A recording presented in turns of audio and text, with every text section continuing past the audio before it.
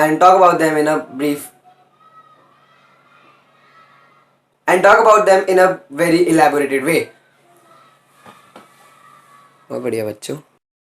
Hello everyone, my name is Shubham Kejriwal and today in this video we will be talking about the iPhone 7 which Apple would be launching in January or February 2016. So why am I so sure about Apple launching it in the early quarter of the 2016 as early as January or February is because the Samsung Galaxy S7, the flagship from Samsung, is rumored to come out in the same timing, and therefore I am expecting that the iPhone 7 should come out in the exact same timing, and therefore that is the exact timing at which the iPhone 7 can be expected. So yes, you guessed it right, we are through from the first point of this video discussing about the Apple iPhone 7's rumors and leaks, and now let us come to the second point, which is pricing. So I am basically, from my personal side, I am expecting the iPhone 7 to be priced at the higher extent of course, because it is the flagship device from the most expensive company you can imagine in the world of technology. So talking about the pricing of the iPhone 7, we can say that the iPhone 7's most beginner model can be expected at the price tag of 65,000 Indian rupees. So of course, we cannot expect less from a company which is one of the most anticipated and the most costly company in the world of technology. But this is exactly not the bad part, because the 128GB variant is expected to come out at a price tag of 95 or even 1 lakh Indian rupees. So can you even imagine it? A phone for 1 lakh Indian rupees. Definitely this is a shock for most of you people, but I would like to say that this is the truth and you have to face it. So if you want to buy a 128GB variant of the iPhone 7, you would have to pay the price exact to this thing right here.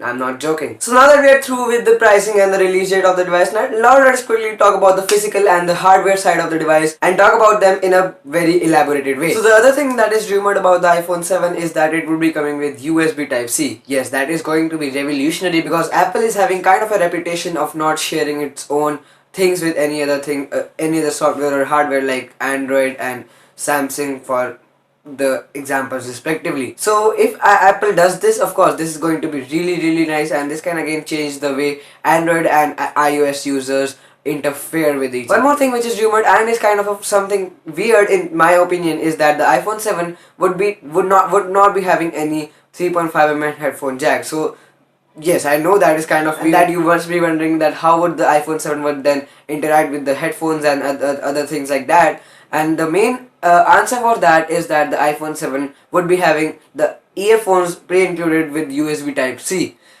Yes, that is again kind of very interesting and very new thing to try out. But if the device wouldn't be having the 3.5mm headphone jack, this would mean that the earphones that the users would be having with them already with the 3.5mm headphone jack would be of no use. And we do not have as such any earphones with USB Type-C, and therefore I should say that these things should be not very user friendly as of now. So of course the iPhone 7 would again come in many variants, not only one variant. Of course it would be coming in iPhone 6, iPhone 7 regular variant along with the iPhone 7 Plus variant. So what I'm expecting is that the iPhone 7 Plus would not be having much of a changes as compared to the iPhone 7 in terms of any integrations or something. The most important integration would be of course the display size, which would be bigger on the iPhone 7 Plus as we have seen on the 6 and the 6 Plus respectively. And talking about the displays already, I am expecting that the iPhone 7's display should be of around 5 inches,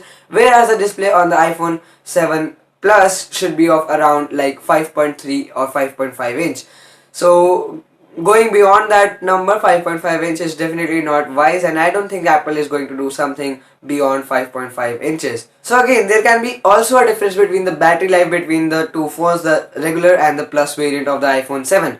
This is because the iPhone 7 Plus would be having a increased display size and therefore would require more battery to charge it up. So of course the iPhone 7 Plus, because of this particular reason, can be expected to again have a larger battery as compared to the iPhone 7, giving the same kind of performance in terms of battery life. So of course new phones should be greeted with new ROMs, right? And therefore we are expecting the iOS 10 to be integrated along with the Apple iPhone 7. Yes, we know that the iOS 9 is not a very old ROM and it's still improving, but seeing a new device with a new ROM is definitely more pleasing to the eyes as well as the mind. So guys, finally we come to the end of this video. Yes, I know that this video was really very short, and that is because the iPhone 7 is not very much leaked or rumored, and we have only a specific number of leaks for this device.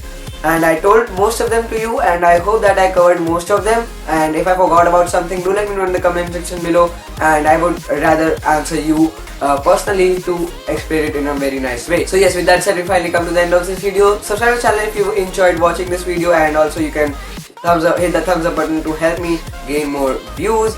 And yes, with that said, we finally come to the end of this video, third time, and I'll catch you guys in the next video.